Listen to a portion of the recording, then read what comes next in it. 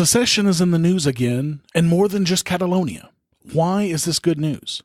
What's in the news with stories on a new libertarian country idea, police union outrage, free Ross news, Equifax gets a government contract, Bill Weld shows his true colors, and body camera footage kept in the dark. Also, a Statists Gonna State segment on guns in America, and a herding cat segment on 2 upcoming libertarian events.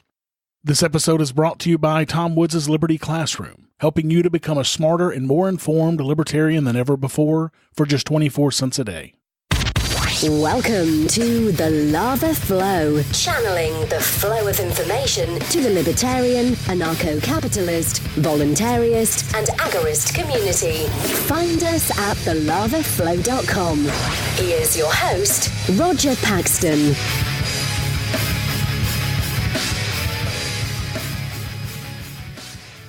Thank you for joining me this week. Home of the Anheuser-Busch Clydesdales, the only horses to ever play football in a Super Bowl commercial, this is the show that will bring you the people, places, and events that everyone in the Liberty Revolution needs to know. You can catch me on Twitter at the Lava Flow Pod. This is episode 72, Secede to Succeed, and it's Tuesday, October 10th, 2017. When there have already been more than 931 people killed by police this year, and the United States debt clock shows us at $20,346,451,000,000 in debt. What's wrestling my jimmies this week? You're about to find out. Let's do it to it. After Brexit, there have been several secession movements pop up, and several have actually made strides at breaking off from other countries. Sure, you've seen the news and the videos about the independence efforts in Catalonia, but have you heard about the recent movements in Cameroon and Kurdistan? Let's talk secession. The situation in Catalonia has been pretty crazy, and Spain has shown exactly how not to react to this sort of situation if you want the world to be on your side. Here's a bit of history on the Catalonian independence movement. Catalonia is a region of Spain with a population of 7.5 million people. Catalonia is one of Spain's wealthiest and most productive regions, and it has a distinctive history dating back almost 1,000 years. Before the Spanish Civil War, it employed broad autonomy, but that was suppressed under decades of General Francisco Franco's dictatorship from 1939 to 1975. When Franco died, Catalan nationalism was revived, and eventually the northeastern region was granted autonomy again under the 1978 Constitution.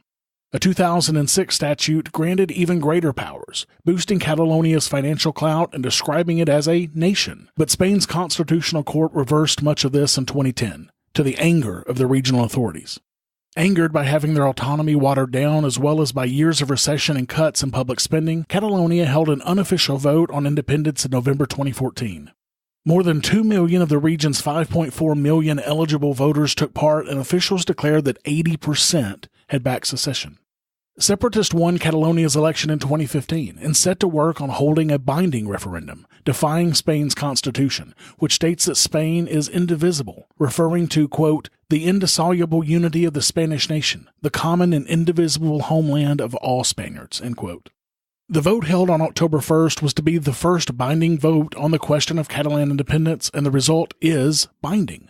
It requires that independence must be declared by Catalonian Parliament within 2 days of the Catalan Electoral Commission proclaiming the results. The vote did not go quite as well as they expected. Voting took place in some areas, but nearly 900 people were injured when police used force to try to stop the referendum. Images of police firing rubber bullets, restraining elderly people, and pulling voters from polling booths by the hair have shocked people around the world. A Catalan spokesman said more than 750,000 votes could not be counted because polling stations were closed and urns were confiscated. The national authorities had brought in 4,000 police from outside Catalonia to help thousands of local police and national officers to keep security and to stop the vote. Despite the jackbooted presence and the attacks by cops on innocent people only trying to vote, 43% of eligible voters, 2.2 million people, turned out and voted 90% to secede. As I write this, the world waits to see if the Catalan government will actually declare independence, as their law requires, or if they will bow to pressure from Spain and other countries around the world. France said it would not recognize an independent Catalonia, and that this would result in an automatic expulsion from the European Union. Now, Spain's ruling party appears to have resorted to thinly veiled threats in a bid to force Catalan leaders to back down as the region's independence bid threatens the breakup of Spain. Pablo Casado, the party's deputy secretary for communications, told reporters, quote, "Let's hope that nothing is declared tomorrow, because perhaps the person who makes the declaration will end up like the person who made the declaration 83 years ago," end quote. The person who made the declaration 83 years ago, Luis Companys, was arrested, tried, and sentenced to 30 years in prison for rebellion. Exiled to France after the Spanish Civil War, Companys was eventually handed over to the Francoist regime by the Nazis and executed in Barcelona on October 15th of 1940. Now that's a threat. Catalan MP Joan Tarda tweeted, quote, "Yes, Pablo Casado, we know how our president Companys ended up, shot by the army. Does it make you happy to remind our defenseless people of it?" End quote. Meanwhile, Spanish Deputy Prime Minister Soraya Sáenz de Santamaría warned the government could be forced to take direct action if the Catalan independence announcement goes ahead. She said, quote, "I'm calling on the sensible people in the Catalan government. Don't jump off the edge because you'll take the people with you. If there is a unilateral declaration of independence, there will be decisions made to restore law and democracy." End quote. The declaration by the Catalan government is expected the day this episode airs, so I'll be sure to update you on my next episode, or if it warrants it, I'll make a lava spurt out of it. Keep your eyes on Catalonia over the next couple of days. And Catalonia is not the only region seeking independence. The West African nation of Cameroon has an Anglophone region that has declared symbolic independence from the country's French-speaking areas. Cameroon's government has banned public gatherings, suspended transportation, and shut businesses in those regions. Tensions continue to run high in towns and cities in Cameroon's northwest and southwestern regions, with thousands of security forces said to be patrolling the streets in a bid to quell planned demonstrations against President Paul Biya's administration. English-speaking Cameroonians make up 1/5 of Cameroon's population of 22 million people. They have long accused the central government of discriminating against their community, arguing that they are excluded from employment and forced to speak French in business and official affairs, despite English being one of the country's official languages. They also argue that oil found in the southwestern region has been used to the benefit of the state and not the region in which the resources were found. In response to allegations that the central government has deployed a disproportionate number of military to the region, Cameroon's communication minister said that, quote, "Necessary measures have been taken to look after people and property and to ensure people are not bullied. We deployed to prevent violence. There, the protesters' aim is to provoke violence. That's why we sent the army there." At least 8 people have been killed, and hundreds have been arrested and detained as the government looked to crack down on what they see as a secessionist movement. Authorities have banned all gatherings of more than 4 people, ordering bus stations, restaurants, cafes, and shops to completely shut down, and forbade movement between different parts of the English-speaking regions. The government also ordered Cameroon's border with Nigeria to be closed for the weekend. Access to popular social media and messaging apps, including Facebook, Twitter, and WhatsApp, have been disrupted since Friday in an effort to shut down dissident voices. And in our final piece of secession news, over this past weekend, the Kurdish president has agreed not to act on the results of the recent independence vote if Baghdad ensures the rights of the autonomous Kurdish regions of Iraq. Iraqi Kurds voted overwhelmingly in favor of secession from Iraq in the controversial September 25th independence referendum.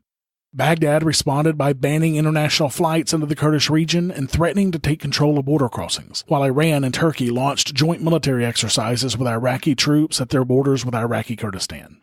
The Kurdistan region's leadership held the referendum on independence in what it described as a response to Baghdad's treatment of the people of the Kurdistan region, and which ended with almost 93% of over 72% of eligible voters in the region voting in favor of secession. Now, in mid-September, before all of this secession news came out, Zogby took a poll of Americans about how they feel about a state declaring independence from the rest of the country.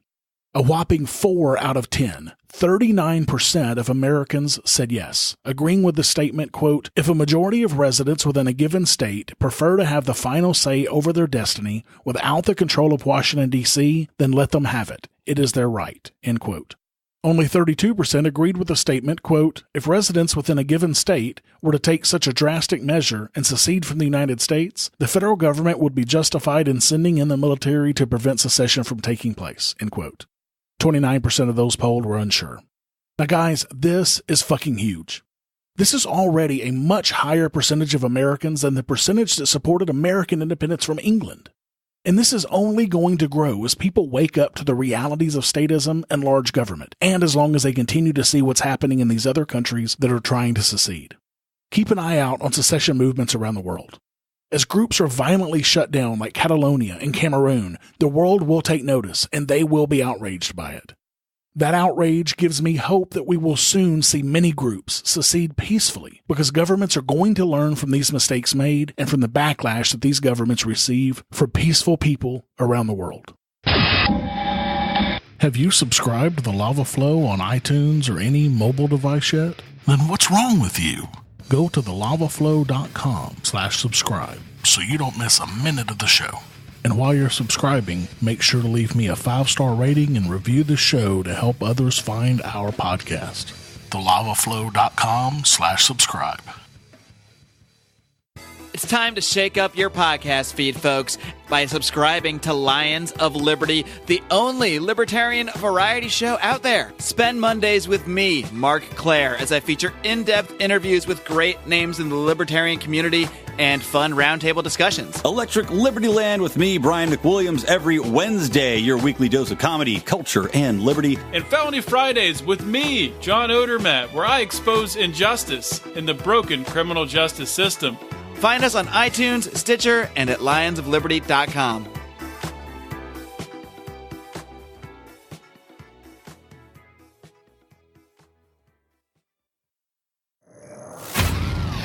What's in the news?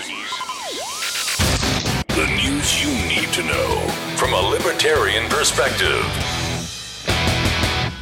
In the New World News, Bitcoin Jesus Roger Ver is partnering with Olivier Janssens to create a new country, the world's first sovereign voluntarist country.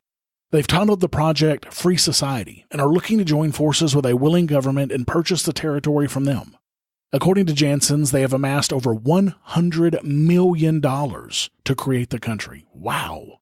Janssens revealed the plans for the country. It would be heavily based on libertarian and anarcho-capitalist principles. There would be no monopoly on military, courts, or police like there is by the state in most countries around the world. The project says, quote, the country would operate on a fully voluntary basis. That means enforcement will happen through private arbitration, competing court systems, and private law enforcement. Intellectual property would be a no-go, and victimless crimes would not be crimes at all in this libertarian utopia. They claim that the solution, quote, to really gain sovereignty is to negotiate with an existing government, end quote, by outright buying a piece of land from them.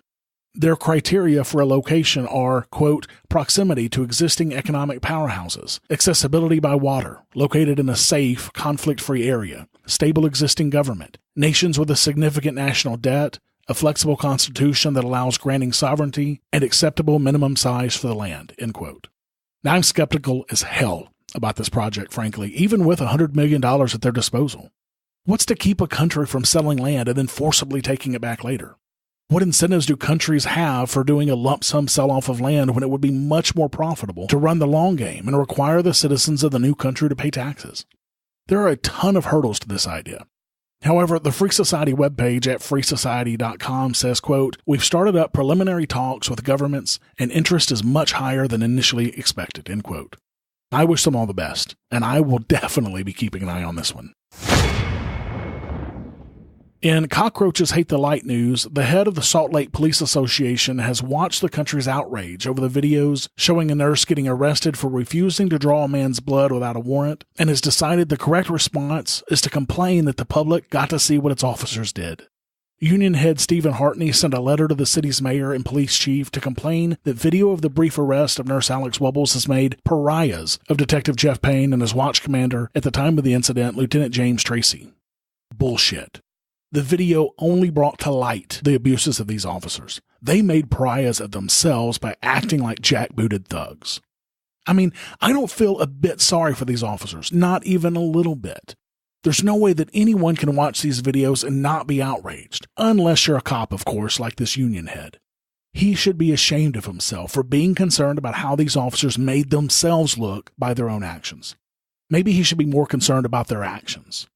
And maybe police officers should be more concerned about the ramifications of their actions and how those actions will be perceived before doing something like this in the future. That would certainly make us all a little bit safer. And on a side note, sadly, William Gray, the truck driver who Nurse Wubbles was protecting in this incident, died from his injuries that he suffered in this crash. In Free Ross news, Ross Ulbricht has surrendered his claim to 144,336 bitcoins, or what amounts to $48 million, to the federal government through their civil asset forfeiture program. Government prosecutors imposed a money judgment against Ulbricht equal to $183,961,921.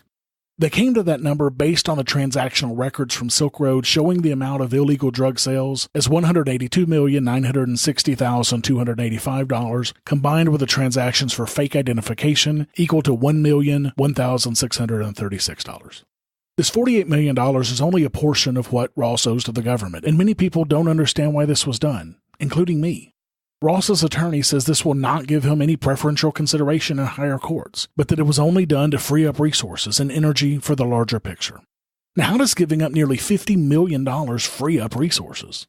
As iState.tv said, quote, "There are so many questions that remain unanswered in what appears, at least to us, sudden agreement. Isn't giving up the bitcoins some level of tacit admission of guilt? Has Ross Ulbricht surrendered?"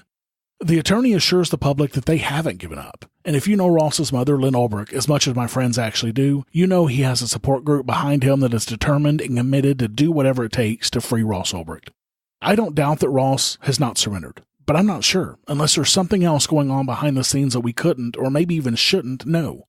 That surrendering bitcoins does anything to end any part of his legal troubles. And I'm with the writer of this. I've met Lynn Ulbricht on several occasions. I've met Ross's sister on several occasions, and they are definitely not giving up. They are hardcore working to get Ross out of prison. You can help them out by going to freeross.org. In I couldn't make this shit up news, the IRS will pay Equifax, yes, Equifax, $7.25 million to verify taxpayer identities and help prevent fraud under a no-bid contract issued last week, even as lawmakers lashed the embattled company about a massive security breach that exposed personal information of as many as 145.5 million Americans. The credit agency will, quote, verify taxpayer identity and assist in ongoing identity verification and validations, end quote, at the IRS, according to the award. The notice described the contract as a sole source order, meaning that Equifax is the only company deemed capable of providing this service. It says the order was issued to prevent a lapse in identity checks while officials resolve a dispute over a separate contract. The IRS defended its decision, of course, in a statement saying that Equifax told the agency that none of its data was involved in the breach and that Equifax already provides similar services to the IRS under a previous contract.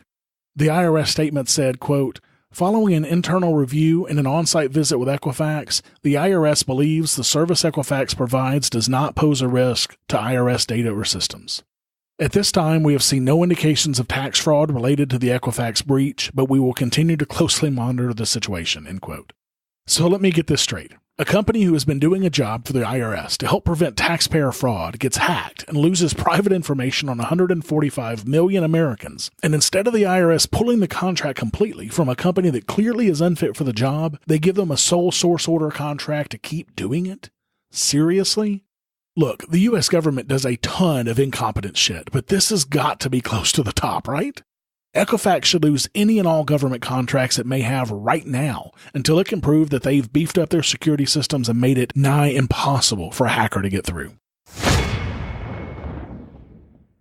Guys, you know Tom Woods. You know his books. You know his podcast. Now learn what he learned to get where he is today in Tom Woods' Liberty Classroom. Get the equivalent of a PhD in libertarian thought and free market economics online for just 24 cents a day while sitting at your computer or driving in your car. You can get it now at thelavaflow.com/woods. Listening to the audios and watching the videos will load you up with the facts, figures, and other ammunition that you need to feel supremely confident and come out on top when arguing politics or economics with yet another devoted socialist or neoconservative. But I repeat myself. Get a yearly membership to Tom Woods' Liberty Classroom for only $89 a year. Or like me, go for the Masterclass for lifetime access for only $497 and get tons of bonus material as well, including monthly live sessions with Liberty Classroom faculty and 435 audio-video lessons on government and history that Tom created specifically for the Ron Paul curriculum worth $250 alone.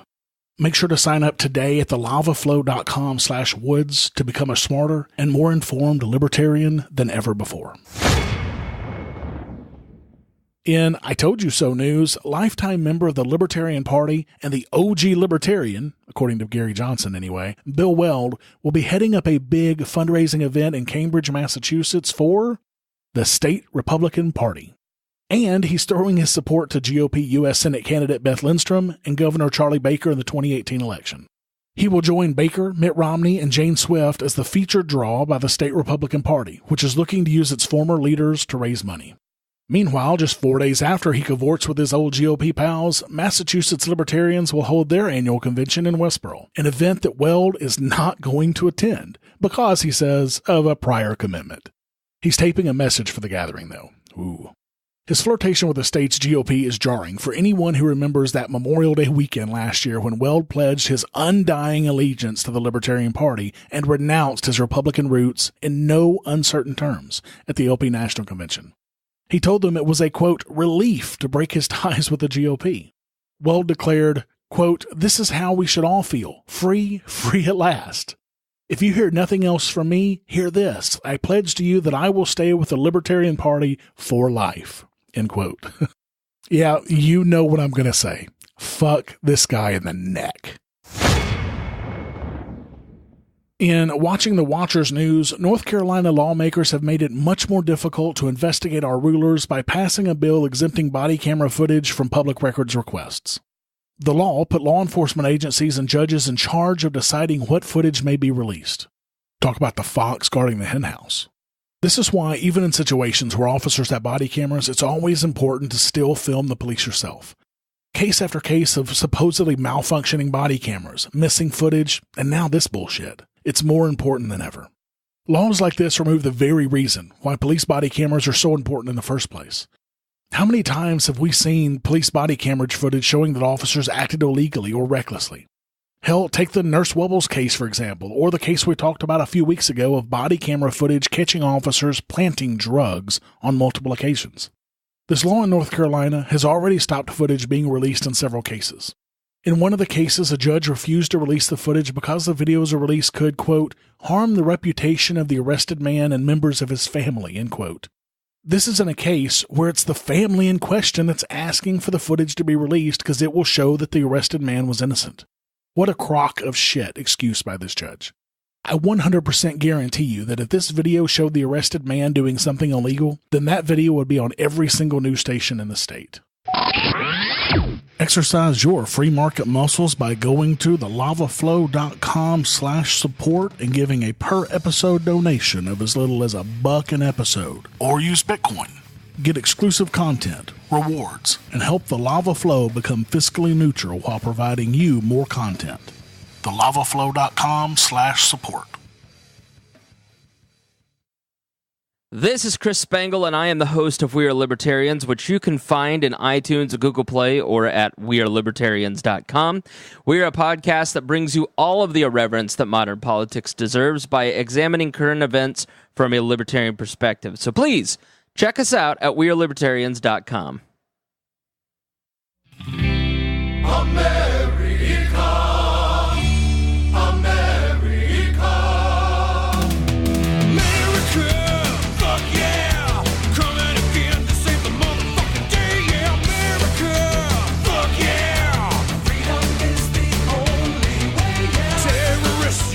Statists Gonna State.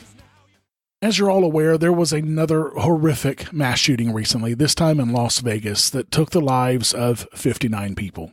You know, I honestly have no desire to go over the specifics of this situation because there's plenty of other shows that have discussed it in depth, and, you know, there's so much news out about it, it's just not something I really want to dive into. However, as usual, there were immediate calls for banning guns when all of this happened. Hillary Clinton blamed the NRA trying to make silencers legal, yet no silencers were used in this case. Everyone screamed to ban automatic rifles, though those have been banned for decades, and there also was no automatic weapon used in this case. Washington State is proposing a bill that would ban most purchases of military-style weapons, such as semi-automatic AR-15 rifles, and outlaw large-capacity magazines.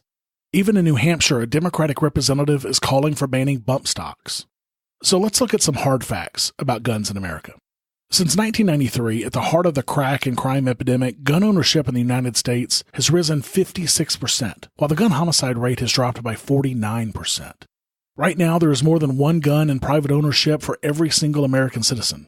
Think about that for a minute. There are about 357 million guns in the country right now. If guns were the problem, as we've been led to believe so often by liberals, why isn't this problem massive? But with all those guns, we can at least ban assault rifles, right? That would make a huge difference. Well, not really, because only between 2 and 3% of crimes are ever committed with what would classify as an assault rifle. Most gun crimes are committed with handguns. America doesn't have a gun problem, folks. It has a gang problem. 2/3 of the people who die each year from gunfire are criminals being shot at by other criminals.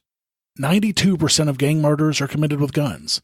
Gangs are responsible for between 48 and 90% of all violent crimes in the country, depending on how you classify it.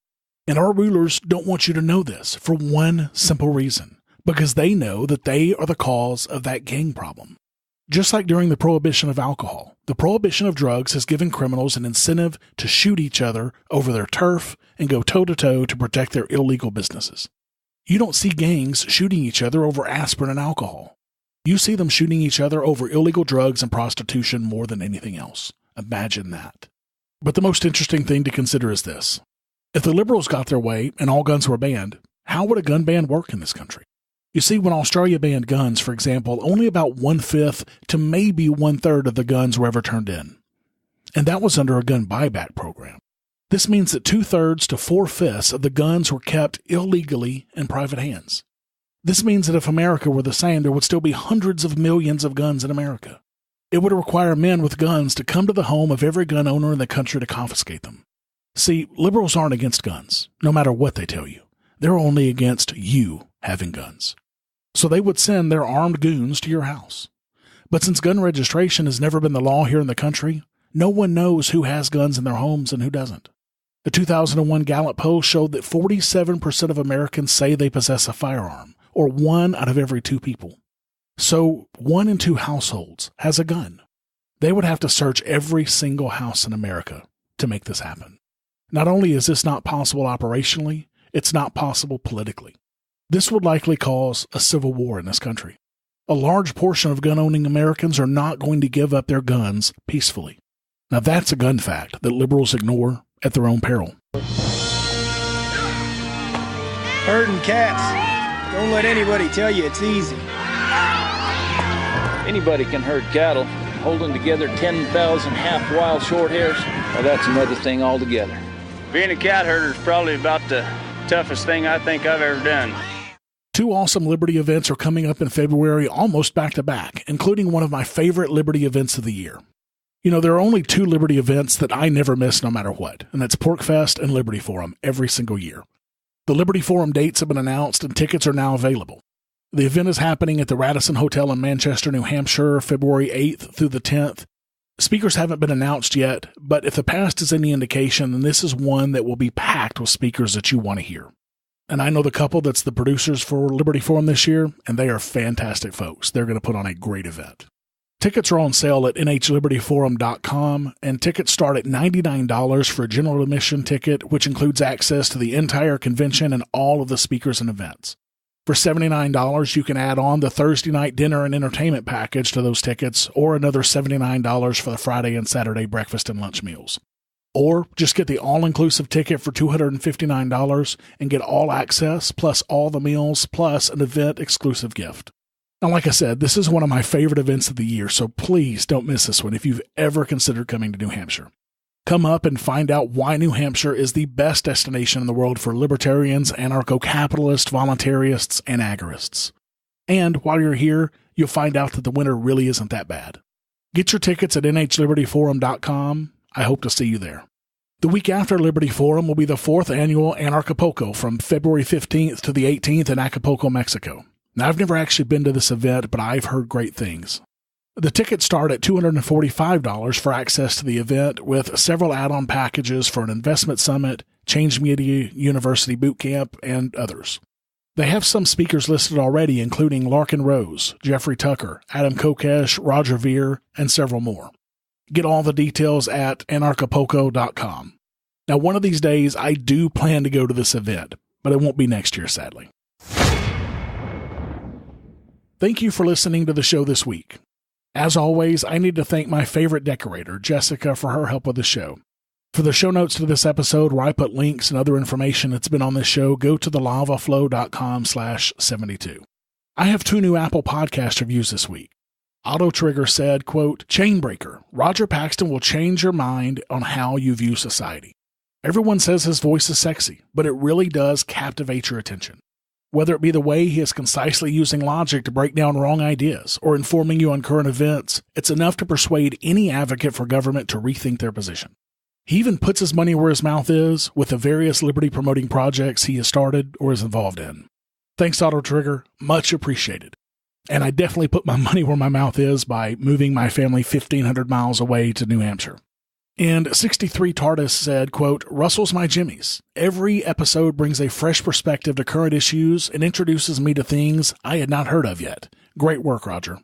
Thanks, TARDIS. I love bringing things to the show that most people don't think about often. This is why a lot of times I skip the major news pieces of the day and focus on things that are less well known. And guys, if you have a minute, please go to thelavaflow.com/Apple and leave me a rating and a review. All the cool kids are doing it. Thank you to everyone who's left me a rating and a review so far. You guys rock. To all of you who haven't, can you guys please help me out and go leave a review for me? Go to thelavaflow.com/Apple to do that now. I have one new supporter of the show this week. Jason R. pledged $2.50 per episode using Patreon. Jason, thank you so much for helping me get closer to my next level. You rock. But sadly, I lost a patron as well. But thanks to Jason and all of my awesome supporters, I'm at $228 per episode, or 91.2% of the way towards my next goal of $250. Just over $20 per episode away, guys. Come on. When I hit this goal, I will be bringing you a full episode of the Lava Flow every single week instead of every other week. Now, I know that you want more content from me, and I want to give it to you. So add your pledge today to help me bring you twice the Lava Flow that you're getting today. If you want more of the Lava Flow, exercise your free market muscles by going to thelavaflow.com/support and giving a per episode donation of as little as $1 an episode using Federal Reserve notes through Patreon or Bitcoin through Coinbase. I want to be able to bring you more content soon, so make sure to add your donation today to help make that happen. Until next time, keep striking the root. Thank you for listening to The Lava Flow at thelavaflow.com. Don't miss an episode. Subscribe now at thelavaflow.com/subscribe. This has been a Pax Libertas Productions podcast.